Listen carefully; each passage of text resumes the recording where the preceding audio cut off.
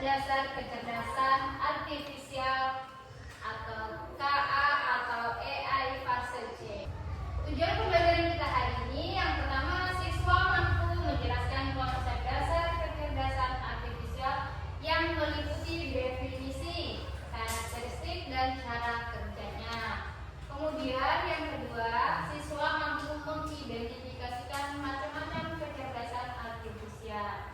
Yang ketiga, siswa mampu menyadari limitasi kecerdasan artifisial.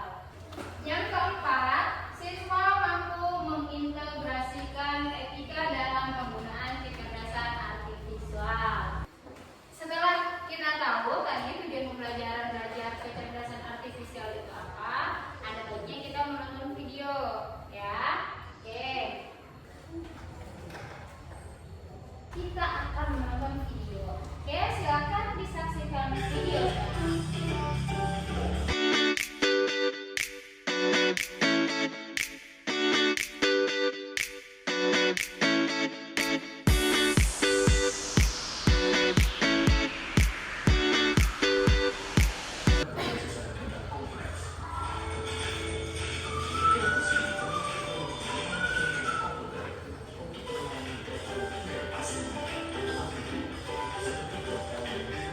Setelah kita menonton video yang tadi, hal apa yang bisa kalian ambil dari video tadi? Apa yang ada di pikiran kalian setelah menonton video? Rasa manusia memungkinkan aplikasi seperti asisten virtual atau chatbot untuk berkomunikasi dengan pengguna manusia.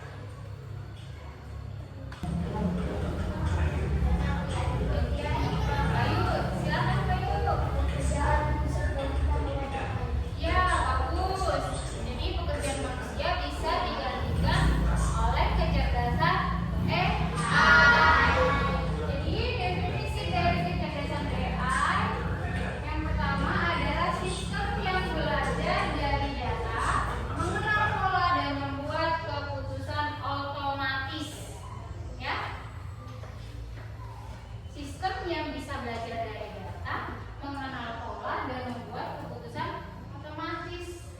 Ya, diciptakan pertama kali di tahun 1956 oleh John MC Carey. Apa itu bacanya ya? Ya, bisa dibaca ya di depan.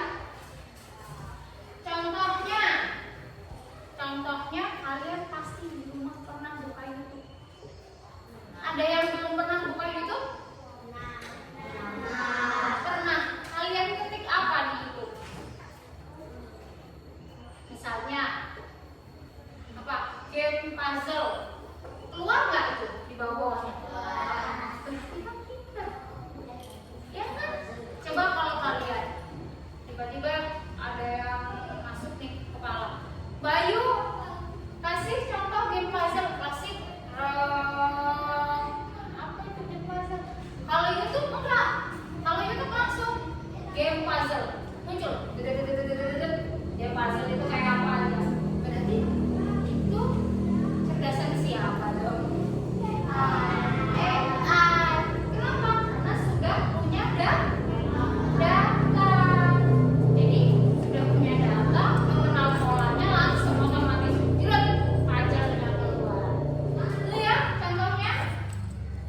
Oke, slide selanjutnya. Karakteristik utama dari kecerdasan artifisial. Yang pertama, belajar dari data. Ibu bilang tadi, belajar dari data. Data dimasukin, di input dulu. Inputnya tadi, apa tadi inputnya misalnya? Diketik ya, diketik perintahnya apa. Nah, itu di input.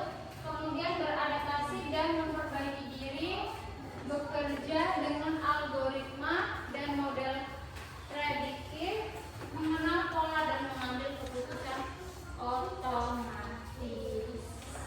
Contohnya, pernah pergi kemana nggak tahu alamatnya?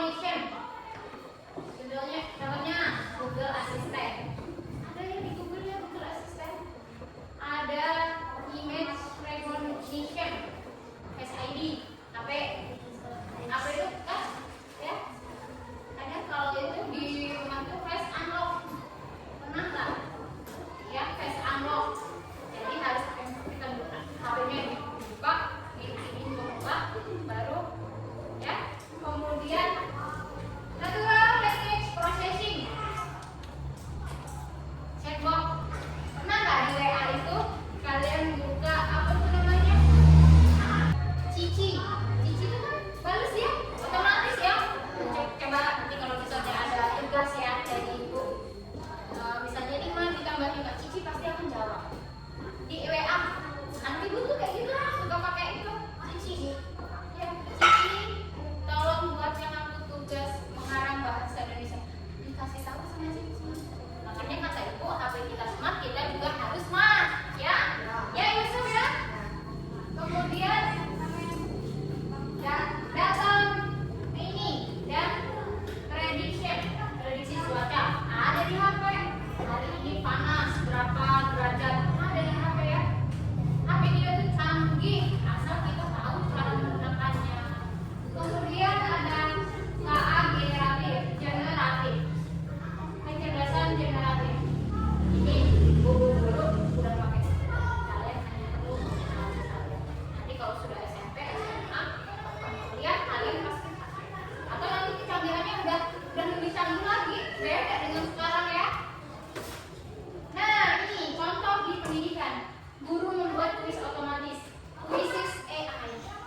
Aku pengen praktek kuisis, kita melakukannya kalau bu saja kita prakteknya yang tidak pakai lampu. Siswa menulis kreatif dengan ChatGPT. ChatGPT sama dengan Cici. Dia akan jawab apapun pertanyaan kita. Dia tidak akan bilang tidak tahu, dia pasti tahu, ya. Oke, sampai di sini ada yang mau ditanyakan nggak? Paham? Paham. Nah, ini tadi cara kerjanya. Cara kerja di input, kemudian di dalam itu diproses, kemudian ada output. Kita sudah belajar ya kemarin? Input, output, input, proses, output sudah belajar. Contohnya itu tadi kita pas mau masukin face unlock, input dulu bukan kita, di dalamnya diproses dulu di dalamnya itu. Ini benar nggak wajah yang punya handphone? Setelah benar baru dia terbuka. Kalau salah dia nggak mau terbuka, ya. Inilah cara kerjanya. Kita masukin dulu nih muka kita di HP. Oh, ini benar kok yang punya ada di dalamnya. Baru dia aku bukain kuncinya, gitu ya. Itu bahasa kita, bukan bahasa komputer ya. Nah ini keterbatasannya. Keterbatasannya tidak memiliki emosi, intuisi dan kreativitas sejati. Hasilnya bisa bias jika datanya tidak beragam. Tidak selalu benar. Tergantung kualitas dan tapi hampir semuanya benar. Oke. AI mengenal wajah lebih akurat untuk kulit terang. Chatbot bisa salah jawab jika datanya tidak lengkap. Jadi bukan contoh tadi Cici. Cici bisa salah jawab karena data di Cici itu tidak lengkap. Oke, next. Etika penggunaan AI. Ada 4 ya. Transparansi, akuntabilitas, keadilan dan privasi. Oke, sampai di sini pembelajaran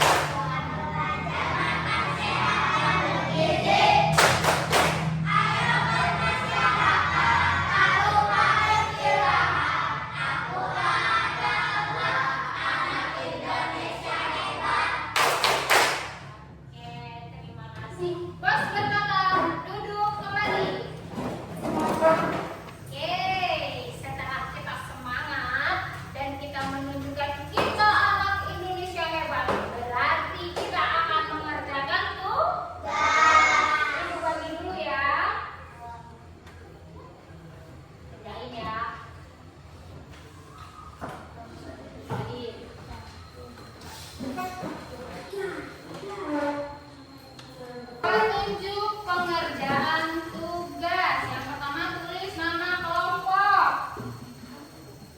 Sudah, kemudian kelas dan standar. Petunjuknya, dengerin dulu. Petunjuknya, jawablah pertanyaan di bawah ini berdasarkan materi yang telah Anda terima. Yang pertama, apa yang dimaksud dengan kecerdasan artifisial? Kita sudah belajar kan tadi? Yang kedua, tuliskan 4 karakteristik utama KA yang membuat berbeda dari sistem komputer biasa. Tuh ada 4 ya. Yang ketiga, berikan contoh perbedaan cara belajar antara KA dan manusia. KA belajar dari titik-titik-titik, manusia belajar dari titik-titik-titik. Kemudian yang keempat, tuliskan 3 macam teknologi KA yang dapat Anda temukan di ponsel Anda saat ini beserta fungsinya. Tadi ada contohnya ya. Contohnya tadi apa kita sudah belajar. Oke, silahkan mengerjakan, waktunya 5 menit dari sekarang.